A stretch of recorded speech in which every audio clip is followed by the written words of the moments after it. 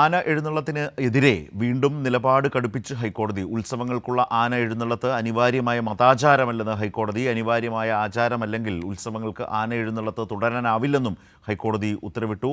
ഇപ്പോൾ വിശദാംശങ്ങളുമായി സാലി മുഹമ്മദ് ചേരുന്നു. സാലി, ഉത്സവങ്ങളെ സംബന്ധിച്ച് ആന എഴുന്നള്ളത്തിനെ വളരെ ദോഷകരമായി, പ്രതികൂലമായി ബാധിക്കാവുന്ന വിധം ഉള്ള കർശന നിരീക്ഷണങ്ങളാണോ കോടതിയുടെ ഭാഗത്ത് നിന്ന്?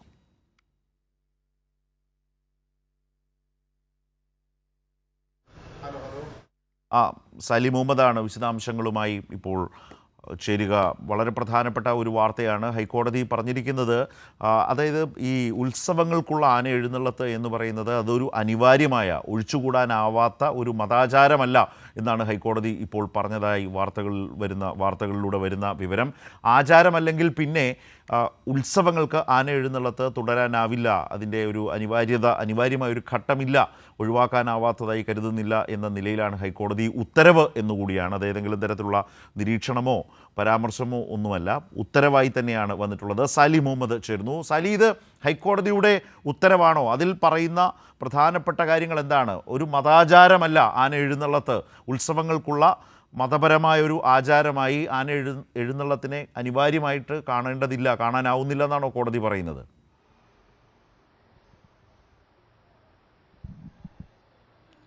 അതായത് ശരത്ത്, നമുക്കറിയാം, കഴിഞ്ഞ ഈ നവംബർ 14 കുറേ മാർഗനിർദ്ദേശങ്ങൾ ആന എഴുന്നള്ളിപ്പുമായി ബന്ധപ്പെട്ട് ഹൈക്കോടതി Devaswom bench justice AK Jaishankar Nambiar അധ്യക്ഷനായ ബെഞ്ച് പുറപ്പെടുവിച്ചിരുന്നു. അതിൽ ആനകൾ തമ്മിലുള്ള അകലം, ആനകളും ആളുകളും തമ്മിലുള്ള അകലം, ആനയും തീവെട്ടിയും തമ്മിലുള്ള അകലം, അവരുടെ ഭക്ഷണം, വിശ്രമം, എത്ര മണിക്കൂർ, അതായത് 3 മണിക്കൂറിലധികം എഴുന്നള്ളിപ്പ് തുടർച്ചയായി നിർത്താൻ പാടില്ല, അങ്ങനെ കുറേ നിർദ്ദേശങ്ങൾ വന്നിരുന്നു. ആ നിർദ്ദേശങ്ങൾക്കെതിരെ ചില ദേവസ്വങ്ങൾ വലിയ തോതിൽ വിമർശനം ഉന്നയിച്ചിരുന്നു.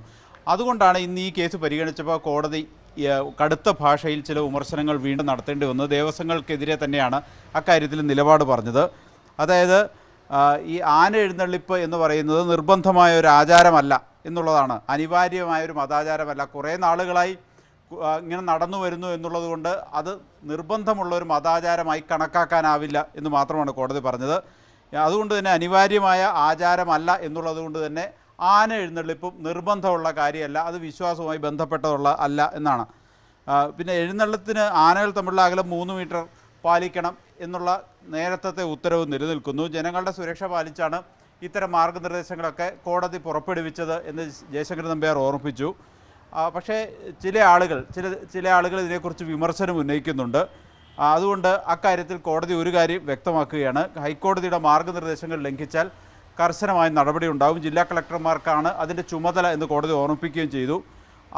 ഹൈക്കോടതിയുടെ ഉത്തരവുകൾക്കെതിരെ പ്രതിഷേധമുയർത്തുന്നത് അംഗീകരിക്കാനാവില്ല എന്ന് കോടതി പറഞ്ഞു. അതുകൊണ്ട് തന്നെ ദേവസ്വങ്ങൾ പിടിവാശി ഉപേക്ഷിക്കണം, ഉത്തരവ് നടപ്പാക്കാൻ ആവശ്യമായ നടപടികൾ സ്വീകരിക്കേണ്ടത് ജില്ലാ കളക്ടർമാരുടെയും കൂടി ഉത്തരവാദിത്വമായിരിക്കും എന്നാണ് കോടതി വ്യക്തമാക്കിയിരിക്കുന്നത്. അതായത് കഴിഞ്ഞ ദിവസം നവംബർ 14 ഉത്തരവ് കർശനമായി നടപ്പിലാക്കണം, അത് ഏതെങ്കിലും തരത്തിലുള്ള വിശ്വാസത്തിൻ്റെയോ ആചാരത്തിൻ്റെയോ പേരിൽ മാറ്റിവെക്കാനാവില്ല എന്നാണ് കോടതി വ്യക്തമാക്കിയിരിക്കുന്നത്. 2 കാര്യങ്ങളുണ്ട് അതിൽ.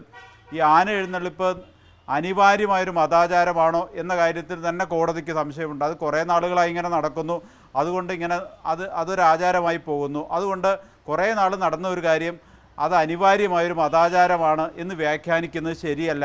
അക്കാര്യത്തിലൊക്കെ പിന്നീട് പരിശോധിക്കാമെന്ന് കോടതി പറയുകയും ചെയ്തിട്ടുണ്ട്. പക്ഷേ ആന എഴുന്നള്ളിപ്പുമായി ബന്ധപ്പെട്ട് കഴിഞ്ഞ ദിവസങ്ങളിലെ മാർഗനിർദ്ദേശങ്ങൾ കർശനമായി നടപ്പിലാക്കിയേ പറ്റൂ. ദേവസ്വങ്ങൾ ഇക്കാര്യത്തിലുള്ള പിടിവാശി ഉപേക്ഷിക്കണം എന്നാണ് ദേവസ്വം ബെഞ്ച് വ്യക്തമാക്കിയിരിക്കുന്നത്. ഏതായാലും ഇക്കാര്യത്തിൽ ഇതിലെ ഒരു സംശയം, ഇപ്പോൾ കർശനമായ നിർദ്ദേശങ്ങളുണ്ട് എങ്ങനെ ആന എഴുന്നള്ളിപ്പ് നടത്തണം എന്നതുമായി ബന്ധപ്പെട്ട, ആന പരിപാലനവുമായി ബന്ധപ്പെട്ടൊക്കെ, അതാണല്ലോ നേരത്തെ സൂചിപ്പിച്ച. അപ്പോൾ ഇനി ദേവസ്വങ്ങൾ പാലിക്കേണ്ടത് ആ നിർദ്ദേശമാണോ, അതോ ഇതൊരു മതാചാരമായി കാണാനാവില്ല, ആന എഴുന്നള്ളത്ത് എന്ന് വെച്ചാൽ ആന എഴുന്നള്ളിക്കാൻ കഴിയില്ല എന്നാണോ?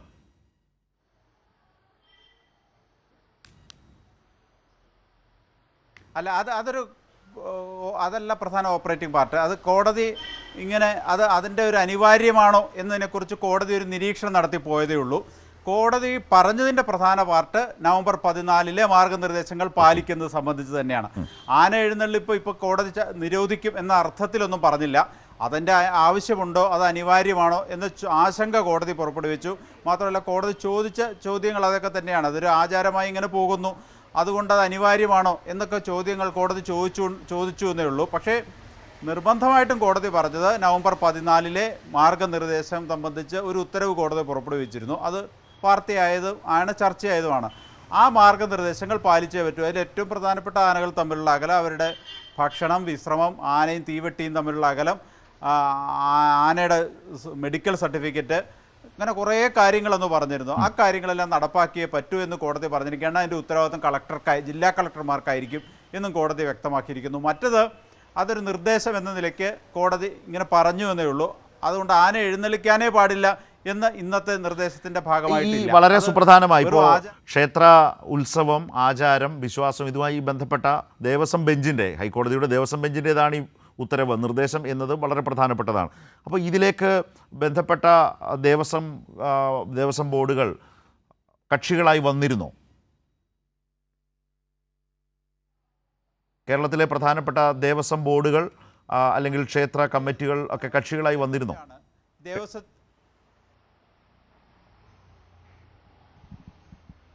ഈ ദേവസ്വം ബെഞ്ചുമായി ബന്ധപ്പെട്ട കേസുകൾ പരിഗണിക്കുന്ന ഘട്ടങ്ങളിലെല്ലാം വിവിധ ദേവസ്വങ്ങളുടെ അഭിഭാഷകന്മാരും സ്റ്റാൻഡിംഗ് കൗൺസിലർമാരും ഉണ്ട്.